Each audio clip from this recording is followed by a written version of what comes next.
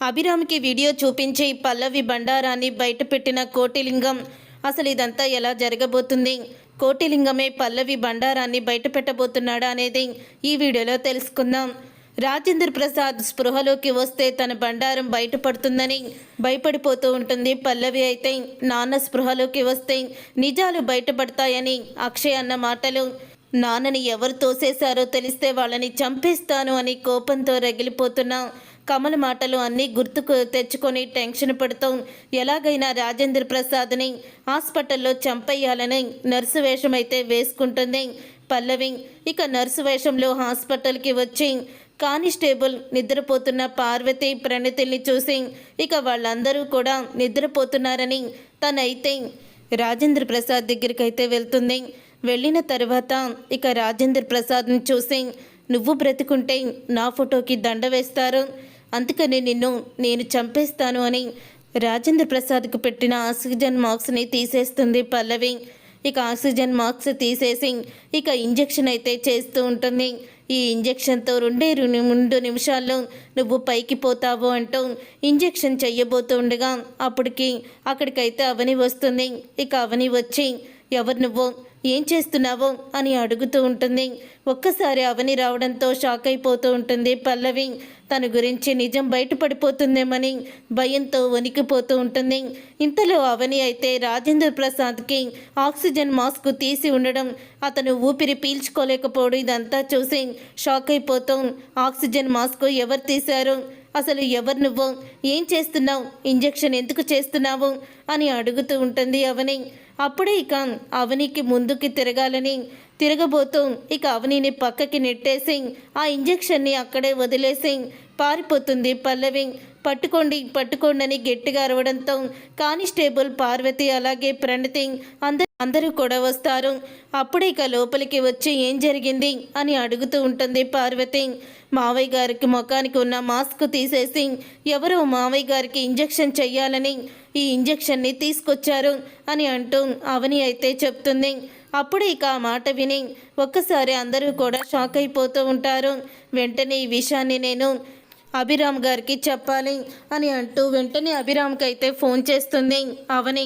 ఇక అభిరామ్ వెంటనే అక్కడికి వస్తాడు. విషయం తెలుసుకున్న అందరూ కూడా మళ్ళీ హాస్పిటల్కి అయితే అర్ధరాత్రే వచ్చేస్తారు. కానీ పల్లవి మాత్రం లేటుగా వెనకాలే వస్తుంది. అప్పటికి అభిరామ్ అయితే వచ్చి ఉంటాడు. ఇక కుటుంబంలో అందరూ కనపడతారు కానీ పల్లవి అయితే అభిరామ్కి కనిపించదు. కనిపించకపోయేసరికి, అదేంటి అందరూ ఇక్కడే ఉన్నారు, మరి మీ ఆవిడ పల్లవి గారు నాకు కనిపించడం లేదేంటి అని అభిరామ్ అయితే అడుగుతూ ఉంటాడు. అప్పుడే ఇక పల్లవి అయితే ఇక హాస్పిటల్కి వస్తుంది. పల్లవి కంగారు పడుతూ హాస్పిటల్కి రావడం చూసి అభిరామ్కి అయితే పల్లవి మీద అనుమానం అయితే మొదలవుతుంది. అదేంటి వీళ్ళందరూ కూడా ఇంత తొందరగా వస్తే మీరేంటి అంత మెల్లిగా వస్తున్నారు అని అభిరామ్ అయితే అడుగుతూ ఉంటాడు. ఏమో నాకు తెలీదు, నేను నిద్రపోయాను అని అంటూ ఉంటుంది పల్లవి.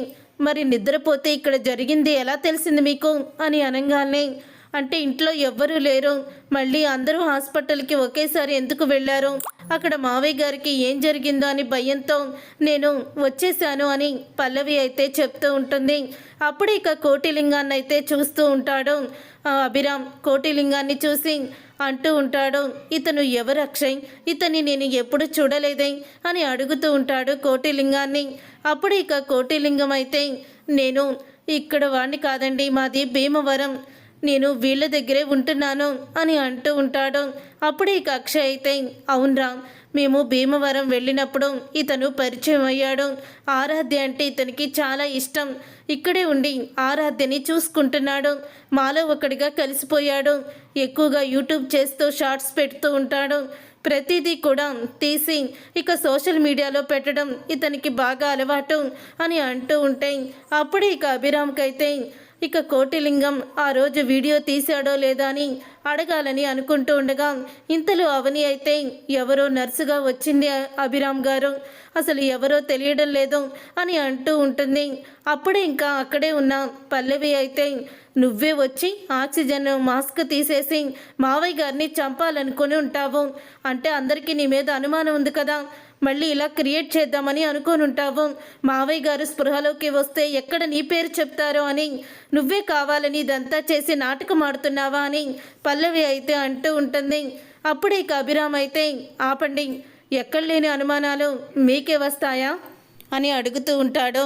అభిరామ్ అయితే మరి అర్ధరాత్రి తనకి ఇక్కడికి రావాల్సిన అవసరం ఏంటి, తనని ఇక్కడికి వద్దని చెప్పి ఇక్కడ ప్రణతి అత్తయ్య గారు ఉన్నారు, అలాగే పోలీస్ వాళ్ళు కూడా ఉన్నారు కదా, తనకి అర్ధరాత్రి ఇక్కడికి రావాల్సిన అవసరం ఏంటి అని అడుగుతూ ఉంటే మావయ్య గారిని పరిస్థితుల్లో చూసి ఇంట్లో ఉండలేకపోయాను, అందుకనే వచ్చాను అని అవని అంటూ ఉంటుంది.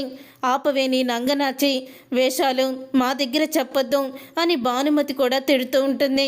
ఇంతలో అభిరామ్ అయితే కానిస్టేబుల్ చెవిలో ఏదో అయితే చెప్తాడు.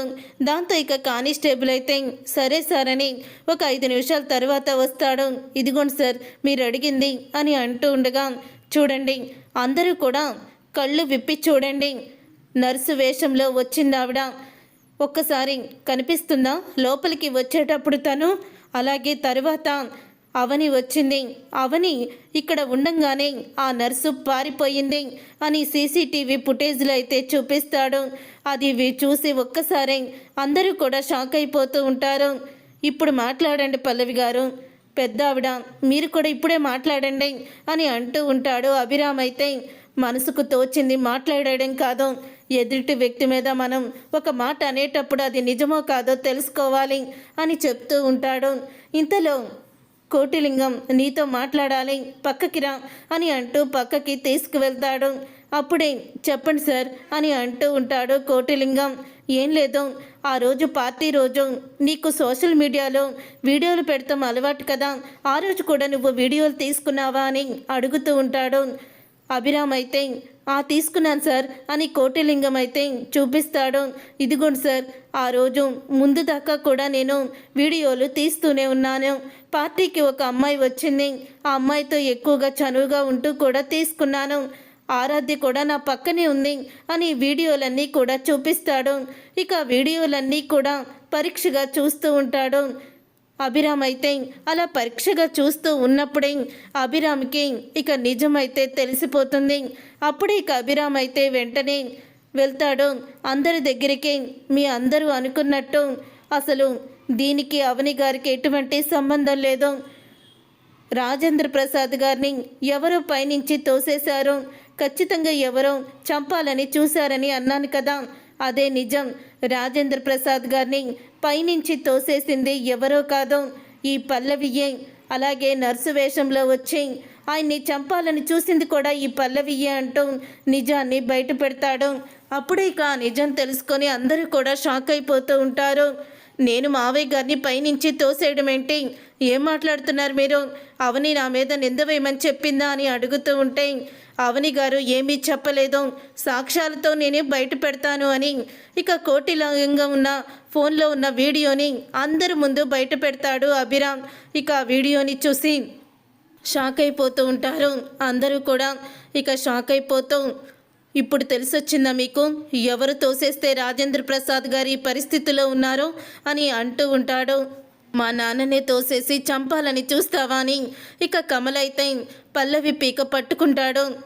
ఇన్ని రోజులు కూడా నువ్వు చేసిన కుట్రలు కుతంత్రాలు అన్నీ కూడా బయట పెట్టకపోవడానికి కారణం కన్నయ్య జీవితం నాశనం అవుతుందని తను తెలిస్తే తట్టుకోలేడని నువ్వు చేసిన పాపాలన్నీ కూడా బయట పెట్టలేకపోయాను. కానీ ఈరోజు దేవుళ్ళలాంటి మావయ్యని కూడా చంపాలని చూసావంటే నీలాంటి దుర్మార్గురాలు గురించి బయట పెట్టక తప్పదు. ఆ రోజు నేను మావయ్య గారితో మాట్లాడింది పల్లవి గురించేనండి, ఎందుకంటే పల్లవి తండ్రి నాకన్న తండ్రి ఒక్కడే, ఆ చక్రధరే ఇదే విషయాన్ని పార్టీలో అందరి ముందు మావయ్య బయట పెట్టాలని అనుకున్నారు అంటూ నిజాన్ని బయట పెట్టేస్తుంది అవని. అయితే చూసారుగా ఫ్రెండ్స్, రాబోయే కథలో ఖచ్చితంగా ఇలాగే జరగబోతుంది. మరి ఇలాగే జరిగి పల్లవి బండారం బయటపడాలని అనుకునే వాళ్ళు తప్పకుండా వీడియోని లైక్ చేసి ఛానల్ని సబ్స్క్రైబ్ చేసుకొని పక్కనే ఉన్న గంట సింబల్పై ఆల్ అని క్లిక్ చేయండి.